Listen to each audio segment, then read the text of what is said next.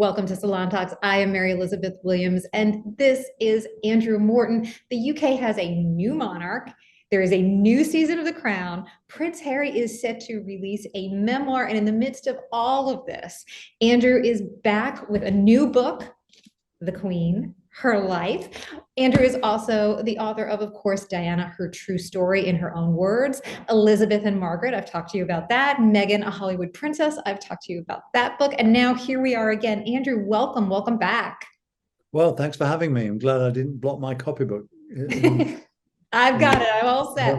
I want to ask you because you have been writing about this family for decades now. This is a very well covered territory. What was it that drew you to Elizabeth again for this book? And what did you want this book to be that was different from everything else you've written about before? Well, I mean, the idea was sparked by doing the previous book, which is on Elizabeth and Margaret, two sisters, both princesses, one becomes queen, and their relationship. And during the writing and research of that, I kept, finding bits and pieces about the Queen, and it seemed appropriate in the twilight years of her reign to try and do the whole reign, to try and look at the whole reign, because as you rightly say, I mean, I'll say this quickly, I've been writing about the royal family for 40 years now, so it's a gig I never expected to do, but here we are. And I found once you start to strip away the mask and the myth and the image, you start to find clues as to who the real person is. And I found, and one of the things which really kind of sucked me in was this sense that the Queen, or when she was Princess Elizabeth, was a very reluctant future queen. She prayed every night so that her mother would have a baby boy, so that he would jump over her in the line of succession. She was a very shy girl, very diffident. She deferred to her younger sister, 4 years younger, quite an age, in social gatherings, so that it would be Margaret who made the conversation. It was the Queen who would stand in the shadows, as it were. And I found that very interesting, the kind of trajectory of her personality. And, this woman who was, quite self-effacing, to then take on this position as chief executive of Great Britain Incorporated in 1952 after her father's sudden death. And it was one hell of a burden. And the book explores, how she gradually changed to become a more relaxed monarch, a more inclusive monarch, listening less to what her mother had to say, less to what her father's memory had to say, and more about herself and her own instincts. And you see that gradually unfold during the reign. And for me, that was the most interesting part, this trying to get a bead on this very difficult target, the Queen. And as you point out in the book, and I think it's really insightful and important to note, this is a woman who was still coming into her own to the very end of her life, who was still really coming into her identity into her 90s, Andrew. Well, that's a very good point. I mean, the twilight of her reign I would say, was probably her best years, where she took the chance to jump out of a helicopter during the London Olympics. She had tea with Paddington Bear. All these things, you really truly humanized the Queen and made her. It made everything. She's a different kind of person to the white gloves, big handbag. Tight hairstyle Queen we've got used to. And certainly her behavior during COVID-19 was true leadership, I felt. And even now, when I talk about the Queen and her "we'll meet again" speech, you get choked up, because she made that speech at a critical time in British history, world history, never mind British history, when the world was consumed by this killer pandemic, which has claimed millions of lives, and she was there to give support and succor. And in a way, she was the only person who could do that. She'd lived this long life, this eventful life, this life full of crises and difficult decisions, and she was there supporting and nurturing her nation.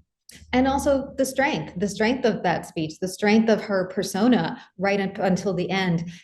The end, yeah, right until the end. 2 days before she died, she looks like a kind of a member of the Hobbit family, didn't she? Really, with that little elfin grin and walking stick. She looked marvelous, and yet sadly she passed 2 days afterwards. got one more meeting with a prime minister in under her belt, though, right? Got that one last meeting in. I mean, duty ran through her like what would it be? Canvey Island rock, like a seaside rock, and but also divorce ran through her reign, and it's one of the defining characteristics, I think, that she's someone who was very much against divorce, as was her mother and father, and yet she presided over the divorce of 3 of her children and also her sister in very difficult circumstances. Let's talk about some of that, because this is where you step into the storyline, Andrew. I've watched the new season of The Crown. It's a pleasure to be talking to Mr. Clark Kent, as he yeah, he had more hair then. also known to some viewers. I want to ask you about this, because for those who do not remember that story as I remember it unfolding in real time, you have said that the way that biography of Diana unfolding, watching it on the series, gave you chills, that it was startling to you. Why? Well, there was an intimacy about the scenes between myself and Diana, even though I didn't meet her during the whole process of writing the book. Famously, we used an intermediary, Dr. James Colthurst. But just that interaction and the intonation, the mannerisms, even down to the paper used for the manuscript, was so authentic that I felt that I was working with a ghost. I found it very moving, and the whole drama is really to unfold Diana's character, and obviously it's a compressed episode because so many other things, so many dramas happened, but this was very compressed, but it was compressed in a way that tries to show her character. And so it was like listening to 6 hours of the tapes compressed into 10, 15 minutes or so. And there was so much, I know you've spoken about this before, about her, not just as the Princess of Wales, but as a woman and as a mother, that was surprising to you, that you didn't know. It was an education for you as a man, hearing about this woman, talking about postpartum issues, talking about depression, talking about suicidal ideation, talking about eating disorders. What was it like for you to be the keeper of a very intimate story of a woman who also happened to be the Princess of Wales? Well, it was, first of all, it was a great honor to be asked, and it was kind of rather overwhelming to a degree, because you knew that this was a dynamite story, but you had to prove it independently of her saying it. So I had to speak to her friends and family and others. And also, there wasn't the literature or the knowledge around in those days about what bulimia nervosa was. I mean, when I was researching it, I got a couple of pamphlets, and that was it. There wasn't an awful lot about eating disorders, and for me, one of the triumphs of the book is that so many women who did suffer, mainly women, but some men, but who did suffer, went for help. And I think it's one of the things that Diana was delighted with. But there were so many secrets that unfolded. And remember, I had been part of believing in the fairy tale, and this is the whole crux of the whole drama surrounding it. That there was a fairy tale surrounding Diana that was wholly false. It was a totally false narrative. Well, we know about false narratives elsewhere, but this was a royal false narrative, and it was. And it took a long time psychologically for me to start to appreciate the true nature of her life. And this was exposed from time to time in real events happening in real time. So when, for example, William got his head smacked in with a golf club accidentally, and he had a fractured skull, Prince Charles arrived at the hospital along with Diana, and then subsequently Prince Charles went to the opera. Now, and Diana had to take comfort on the phone using a payphone, because in those days there were no decent mobile phones. She was using a payphone to ring James Coulthurst, who had, who knew the medicine behind this, for help and advice on what she should do, what would happen if his temperature rose, and so on and so forth. She didn't have her husband there. Her husband was off to the opera, and this was well noted at the time. But it confirmed what Diana was saying, that this is a husband who would rather do anything other than spend time alone with her. I want to ask you about now the king, because I think for a lot of us who have spent, you talk in the book about this woman, this queen, who has been part of our lifetimes, who for most people alive on the planet today have never experienced anyone else in that role. We look at William and his charisma and the way that he is obviously being groomed for the kingdom, and yet here's Charles. He's 74. He's a 74-year-old man who is not entirely popular, who doesn't seem to have that kind of charisma. What do you think happens to him now in this new role as a king? Is there space for him to, like his mother, grow into that role, or does that happen for 74-year-olds? Well, just look at history. I mean, Edward VII took over from Queen Victoria and made a fist of the job, even though he reigned for a relatively short time, 10 years. He focused on diplomacy. He wasn't focusing on longevity because he knew he would never outlast Queen Victoria. Well, we have a similar situation with King Charles, that he's going to reign for what, 20, 25 years, and then his son will take over. That's a long time, Andrew. You're talking about 100-year-old man. Well, I'm 20 years is 93, but 94. But we've got older presidential candidates and so on. I mean, we're all living that bit longer. And even if we say it's the same kind of reign as Edward VII, say 10, 15 years, he's got time to make his mark in a different way. And I would argue that he would probably focus more on cultural events and maybe even religious accord. So he's talked in the past about not being the head of state or the defender of the faith, but defender of faith. And even though he may not be able to say that constitutionally, he may try and do that, as it were, off the scene, so that he's dealing with Muslims and Jews and various other religions and creeds. And that's one area that he could well focus on, because the point has been made several times that Britain is a multicultural, multi-faith society, and this is the head of that society is a white Anglo-Saxon Protestant family. So how do they make it so that they reflect more of modern Britain? When we talk about this moment in the monarchy in general, this is not something that's new. This happened a bunch of times during the reign of Elizabeth, certainly, especially in the 70s. This idea that the monarchy is passé, this idea that we've reached this inflection point. Why do we even have it anymore? Obviously, with the death of Elizabeth, this has come up again. What is the role of the monarchy? What is the role of the Commonwealth? How do we reckon with colonialism? Where do you see the monarchy going from here with King Charles? Is the moment past? Well, I mean, it's one of the kind of controversial points in the Crown, the first episode, where Prince Charles is trying to get the Prime Minister, then Prime Minister John Major, to twist the Queen's arm to get her to abdicate. Conversations that John Major said never happened, but nonetheless show ironically, at the time, there was debate about whether the Queen should step down now that she's got to 65.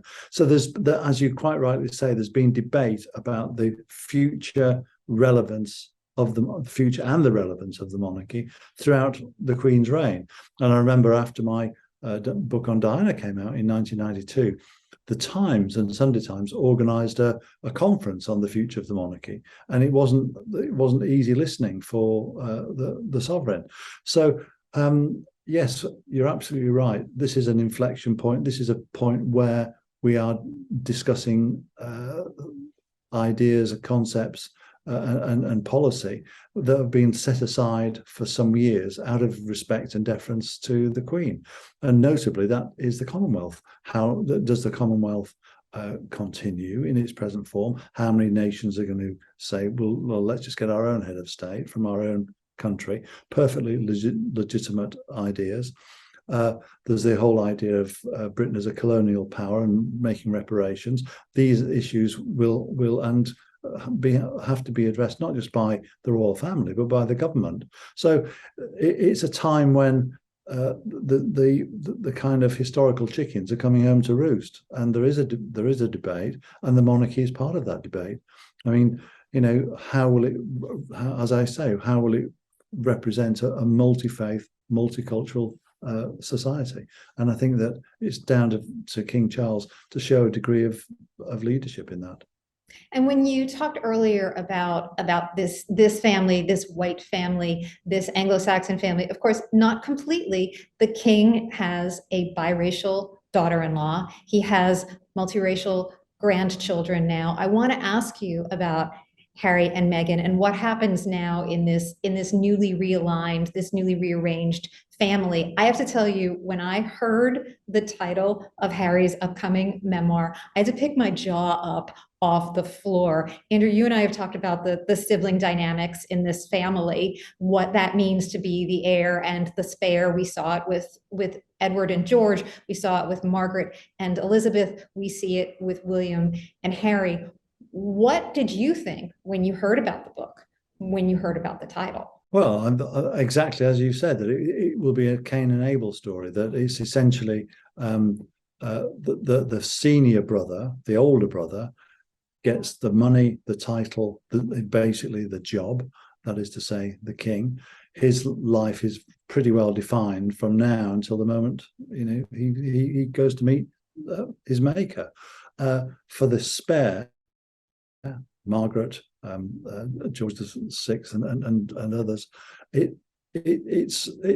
got to make their lives separately, and there is no guidance. You've got to make your own mistakes, and I think that for Harry, that was the difficulty that he found, that he was incredibly popular, but he didn't have the position, nor would he ever have the position to translate that popularity into influence. And so you see in the title of the book, Spare. Well, the clue is that he'll be exploring that, or his ghostwriter will be. And the other thing that it's worthwhile mentioning, that the book was written a long time ago, before the Queen died, and at a time when he was still smarting after the blowback from the Oprah interview. Yeah, I want to ask a little bit about that too, because now, again, everything has changed. We saw the perhaps very typical reactions when Harry and Meghan came back for the grieving, for the mourning, her public statements about it. At this moment, where particularly she as an individual has also been stepping into the limelight, you wrote a biography of her. In one way, it feels like she has, right before the Queen died, been carving this individual lane for herself as a personality, appearing on magazine covers, doing her podcast. But now she is also the daughter-in-law of the king. She is also the sister-in-law of the future king. What does that do for, particularly in the UK, for her impression there? What is the perception of her, or does that never change? Is it just she's a love to hate character in the British mind? Well, she's a divisive character. There's no getting away from that, and she's also a divisive character in the US. She's earned the ire of former President Trump.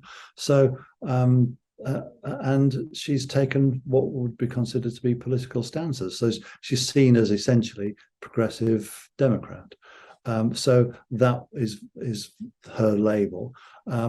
She has, it seems to me, done good work in terms of her Spotify, Archie Well business, and at the same time, they've maintained links to the royal family, but not substantive ones. I mean, my spies in Hope Ranch, north of Santa Barbara, say that they've just bought themselves a new home there.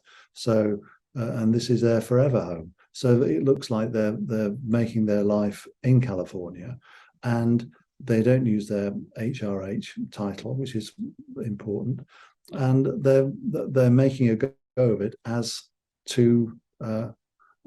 As two individuals not linked to the royal family, just like Harry's mother did. She flew the nest and became semi-American in the sense that she spent holidays there here. She was thinking about buying a house here, and would entirely agree with Harry's assessment of the royal family. I have to ask you one more question, Andrew, because watching the drama of the Diana biography play out on the Crown, knowing this book, knowing your history, I think what a brave, bold thing for a journalist to have done at the time, to be that person who reached out to the Princess of Wales, and then to be the person who was entrusted with her story. You have said everything else you do in your career, this is the thing that you are most known for. This is the thing you are probably going to be most remembered for among all of your other achievements. I want to ask you about what gave you that courage in that moment, in that period of your life, to reach out in that way, and then to what it was like to get that response. Well, just imagine if somebody else had done it and not me. I couldn't live with myself then. I mean, as a journalist, as a writer, it was a great opportunity and a great honor. And so, taking that on, you weren't thinking about the wider picture. You were thinking about, when she said, "Do you want an interview?" I thought she'd be talking about charity work, a humanitarian mission. And I was totally wrong. So it was the whole process was an education for myself about the nature of the royal family, the nature of the royal marriage, what Diana felt about her childhood, her school days. And it was remarkably reckless and courageous of her to entrust her story with somebody that she didn't know particularly well. I mean, I'd met her a few times at cocktail parties, and the conversation had always been, light, bright, and trite about my ties or something like that. So, at any moment I could have said, well, she's behind the book. But obviously, the whole idea was to give her some kind of room to work out her own destiny.